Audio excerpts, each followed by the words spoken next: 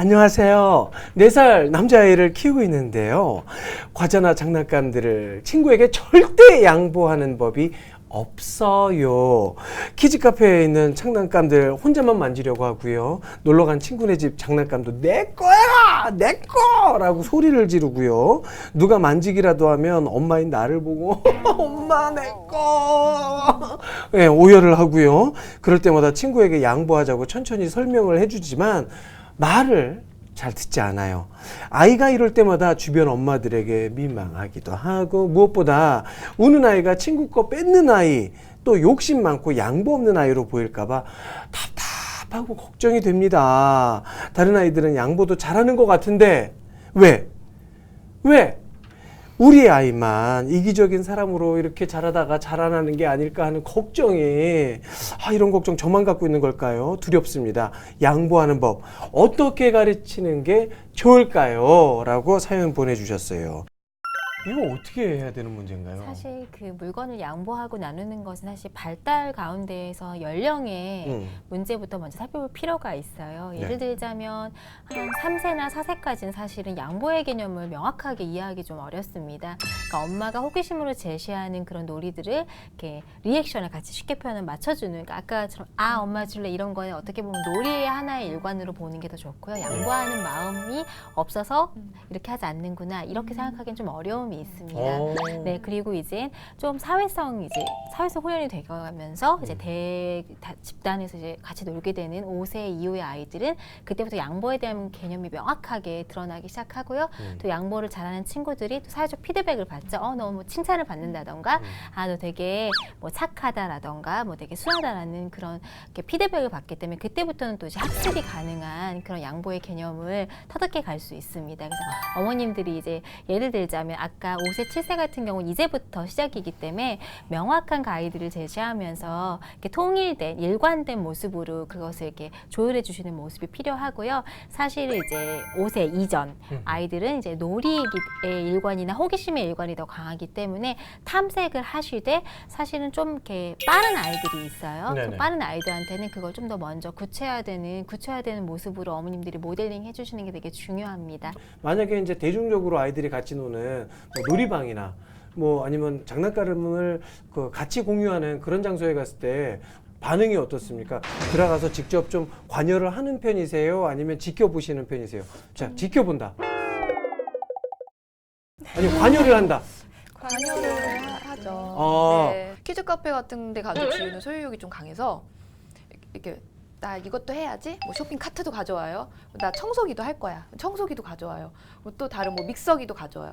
그거를 다 깔아놓고 놀아요. 그러면 이제 아이들이 다니다가 청소기 쓱 가져가요. 놀려고. 그럼 다 같이 노는 곳이니까. 그러면 지우는 나 청소기 하고 있는 건데 가져가 이래요. 그럼 저는 지우야 여긴 다 같이 노는 거야. 너 지금 청소기 안 하고 있었으니까 친구 해도 되잖아. 그러면 아니 이거 3개 지금 다 필요해. 이렇게 말을 하면 저는 약간 무안하고 민망할 때가 있어요. 그렇죠, 눈치도 보이고. 네, 그러면 설득을 하죠, 지우한테. 한 가지씩만 하고 다 하면 주자. 그리고 저 친구 다 하면 또 교환하자. 이렇게 좀 나름 순서를 중립을 지키려고 노력은 했어요. 그래요. 일단은 아이들끼리 공유되는 장난감 가지고 분란이 생겼을 때 엄마들이 네네. 먼저 개입을 먼저 하는 게 뭐 무조건 맞는지, 아니면 아이들끼리의 어떤 그런 이제 다 타협이 되고 양보가 네네. 되고 배려를 하는 친구들도 있거든요. 네네. 좀 지켜봐야 되는지. 지우처럼 이제 5세, 6세까지는 사실은 이렇게 원활하게 그것을 다 수행하기는 좀 어렵습니다. 그래서 부모님들이 예를 들자면 즉각적 개입을 하시는데 아까도 처음에 말씀드렸다시피 사실은 타이밍이 중요합니다. 그러니까 지금 그 지우 어머님께서 들어가신 타이밍은 사실은 조금 한 발 늦은 타이밍이고요. 즉각적 개입의 가장 첫 번째는 뭐냐면 키즈 카페 가기 전에 그곳이 어떤 곳인지를 인지시켜 준다가 우선입니다. 집에서는 뭐 물건을 양보하든 뭐 그 물건의 소유권이 나에게 있다는 걸 알지만 일단 공적인 장소로 옮겨지면 키즈 카페는 모두에게 그런 소유권이 그렇죠. 있는 장난감이기 때문에 그걸 먼저 인지시켜 주시는 것이 반드시 필요하고요. 이제 지금 7세, 7세쯤 되면 이제 사회적 눈치가 완전히 올라가는 상황이고요. 네. 그리고 또 이제 습득도 가능하죠. 많은 경험을 통해서. 그래서 이제 주변의 공기를 보면서 이제 캐치를 하기 시작하는 거죠. 네, 그래서 이렇게 서로 조율이 가능할 때는 사실 기다려주시는 것도 방법입니다. 근데 여기서 가장 중요한 건 뭐냐면 그 기다림이 주변에 계신 엄마들하고 한목적인 약속이 되어 있는 상태여야 됩니다. 그러니까 예를 들어서 나는 우리 아이와 약속이 되어 있고 그래서 이렇게 뭐 아이가 이런 일을 스스로 해결할 수 있기 때문에 조금 더디게 반응을 하는데 저쪽에서 먼저 이렇게 탁 반응을 너무 세게 들어오면 아이가 당황할 수 있습니다. 같이 친하게 지내시는 분들이나 이런 분들 서로 또 얼굴을 알잖아요. 그래서 그럴 때는 좀 이렇게 한목적으로 우리 이렇게 아이들이 좀 연령이 높을 때 서로 좀 지켜보죠. 이런 제스처를 취하시는 것도 되게 좋은 방법 중에 하나예요. 그러면 소영 씨 댁은 어때요? 큰아들한테 좀 참아라, 네가 형이니까 이런 표현 좀 자주 하셨어요? 둘째 아이가 조금 좀 쿨하다고 해야 되나요? 좀 쿨해요. 오. 그래서 뭔가를 제안을 했을 때 받아들이는 게 첫째는 왜 나는 뭐 그래서 왜 그렇게 해야 되는데 이렇게 얘기를 하면 둘째는 그냥 알았어 이러고 그냥 줘버리는 경우가 많아서 그런지 몰라도 저도 그게 조금 편하잖아요. 그러니까 이제 다툼이 생기면 로우나 엄마랑 그러면 보드게임 할까? 그거 형아 주고 보드게임 하자. 이렇게 이제 꼬시게 되는 거예요. 보상을 주네요. 네, 그러면 그냥 이러고 그냥 툭 이렇게 던져놓고 저랑 놀거나 뭐 이렇게 대안을 주는데 요즘 들어서 이것도 둘째한테는 조금 상처로 또 다가오지 않을까 괜히 좀 좀 클수록 미안하고. 그러니까 이젠 너무나 당연하게 돼버리는 건 아닐까. 맞아요. 그러니까 오히려 저희는 둘째한테 조금 그렇게 양보를 하라고 조금 강요 아닌 강요를 좀 하는 것 같아요. 아니 선생님 이렇게 둘 이상 자녀 함께하는 가정 같은 경우에는 의도치 않게 한 아이에게 조금 양보를 강요할 수도 있는 상황이 있잖아요. 이런 경우에 또 의도치 않게 뭐 엄마가 봤을 때는 우리 애가 쿨해 보이는데 말하지 못하는 난 엄마 때문에 쿨한 사람이 되어버린 경우 상처가 좀 남을 수도 있을 것 같은데 어떤 문제가 좀 나타날 수 있어요? 사실상 이제 어머님들은 좀 더 말을 잘 듣는 아이들 아니면 좀 더 이렇게 문제 해결할 때 수월하게 가는 아이들의 입장에서 맞춰 가시기 마련이에요.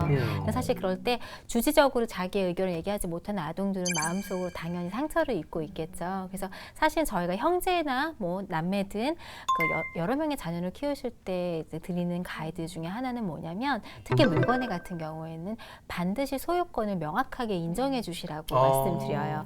그것은 뭐 등기부 등본처럼 하나씩 만들어서 예예예 좋네요. 그러니까 형제든 뭐 위에든 밑에든 동생이 어리든 위에가 큰 아이들 그런 것과 상관없이 아이들에게 명확하게 소유권을 먼저 나눠놓으시고 난 후에 그것을 양보할지 말지 배려할지 말지를 결정하도록 유도하시는 거죠. 왜냐하면 그렇죠.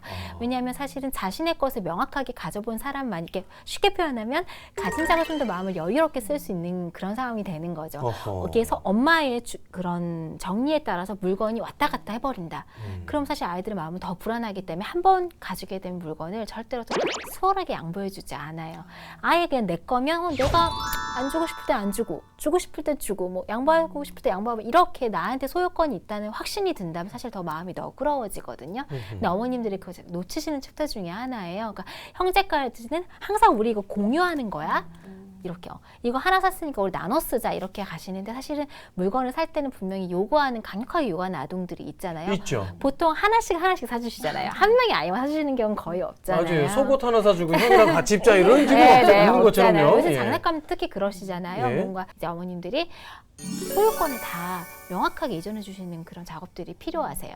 아니면은 지금 그 어머님들과 같이 어머님들 마음에 선뜻 다가서는 그 방향대로 아이들이 이렇게 왔다 갔다 하기 때문에 사실은 양보하는 아이는 계속 양보하게 되고 그렇죠. 주지적으로 가져가는 아이는 계속 가져가게 되고 맞아요. 그러다가 나중에는 이제 아이들이 이렇게 폭발하는 지점이 생깁니다. 그래서 맞아요. 가만히 있다가 막 형한테 확 덤벼든다던가 갑자기 딱 의미 없는데 갑자기 가만히 있는데 가서 깨물어 버린다던가 아니면 막 밀어버린다던가 밑에 아이들이 그렇게 할 때도 있거든요. 그러니까요. 아니 제가 그 매 회마다 선생님 말씀을 이렇게 쭉 듣다 보면 처음에는 아이들인데 이렇게 명확하게 하는 게 그렇게 효과가 있을까 생각을 해봐도 가만 생각해 보면은 나이 먹어서까지의 그 과정이 있잖아요. 그 과정에서 이게 딱 명확하게 교육해 줘야 될 부분은 정말 해줘야 되는 게 맞지 않을까 하는 생각을 좀 해봅니다.